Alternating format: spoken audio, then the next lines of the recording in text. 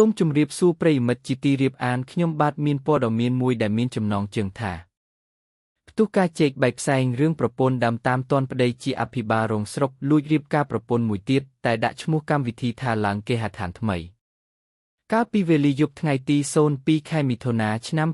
2025មានករណីផ្ទុះការភ្ញាក់ផ្អើលទាក់ទិនទៅនឹងរឿងរ៉ាវប្រពន្ធដើមតាមទាន់ប្តីលួចការប្រពន្ធមួយទៀតដែលដាក់ថាពិធីឡើងគេហដ្ឋានស្ថិតនៅស្រុកកំពង់ត្រាចខេត្តកំពតខណៈបុរសដែលជាស្ចាមីត្រូវបានគេស្គាល់ថាជាអភិបាលរងស្រុកជុំគិរីខេត្តកំពតបន្ទាប់ពីមានការភ្ញាក់ផ្អើលនិងចែករំលែកបន្តប្រងព្រាតទៅលើករណីនេះនៅព្រឹកថ្ងៃទី04 ខែមិថុនាឆ្នាំ2025នេះរដ្ឋបាលខេត្តកំពតបានចេញសេចក្តីជូនដំណឹងឲ្យបានដឹងថារដ្ឋបាលខេត្តកំពតសូមមិនគាំទ្រដាច់ខាតចំពោះករណីខាងលើនេះដែលមានចែងក្នុងច្បាប់ស្តីពីសហលេខាធិការមន្ត្រីរាជការស៊ីវិលរដ្ឋបាលខេត្តនឹងលើកសំណើគោរពជូនទៅក្រសួងមហាផ្ទៃដើម្បីចាត់វិធានការវិន័យស្របតាមកំហុសឆ្គងដែលមន្ត្រីរូបនេះបានប្រព្រឹត្តរដ្ឋបាលខេត្តកំពតបញ្ជាក់ដូចនេះបន្ទាប់ពីនាពេលថ្មីនេះរដ្ឋបាលខេត្តបានពិនិត្យឃើញមានព័ត៌មានលើបណ្ដាញសង្គមជាច្រើនកន្លែងបានបង្ហោះឃ្លីបវីដេអូករណីបុគ្គលឈ្មោះហេងងួនសុរុនរូបនេះមានតួនាទីជាអភិបាលរងស្រុកជុំគិរីខេត្តកំពតបានប្រព្រឹត្តអំពើដែលធ្វើឲ្យប៉ះពាល់ទៅលើសេចក្តីថ្លៃថ្នូរកិត្តិយសរបស់ខ្លួននិងអង្គភាពមកស្គាល់ប្រាសាទខ្មែរយើង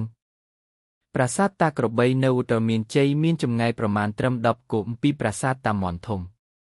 ប្រាសាទតាក្របីជាប្រាសាទខ្មែរដែលមានទីតាំងស្ថិតនៅភូមិឈើស្លាប់ឃុំគោកខ្ពស់ស្រុកបន្ទាយអំពិលមានចម្ងាយ57 គមពីខេត្តឧត្តរមានជ័យតាមផ្លូវជាតិលេខ56និងមានចម្ងាយ30ពីទីរួមស្រុកបន្ទាយអំពិលនិងមានចម្ងាយប្រមាណ10 គមពីខាងកើតប្រាសាទតាមាន់ធំ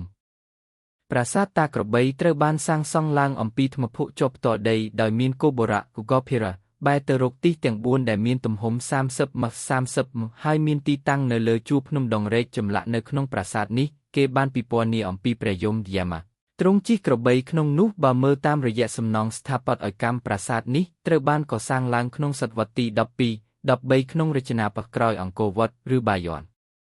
នៅទូប៉មកណ្ដាលនៃប្រាសាទតាក្របីមានតម្កល់លិង្គរបស់ព្រះសិវៈហៅថាស្វ័យម្ភៅលិង្គគឺស្វេមយុវលិង្គមានន័យថាលិង្គកើតឡើងដោយឯកឯងដូច្នេះប្រាសាទនេះក៏សាងឡើងដើម្បីឧទ្ទិសថ្វាយដល់ព្រះសិវៈដែលគេប៉ាន់ស្មានថាប្រហែលចាប់ផ្ដើមសាងសង់នៅក្នុងសតវត្សទី11ប៉ុន្តែសាងសង់មិនទាន់រួចរាល់ឡើយដោយប្រាសាទកែវនៅខេត្តសៀមរាបបើស្រឡាញ់ចូលចិត្តកុំភ្លេចជួយចុច Like Share និង Subscribe ដើម្បីបានវីដេអូថ្មីទៀតអរគុណចំពោះការចូលទស្សនាវីដេអូនេះ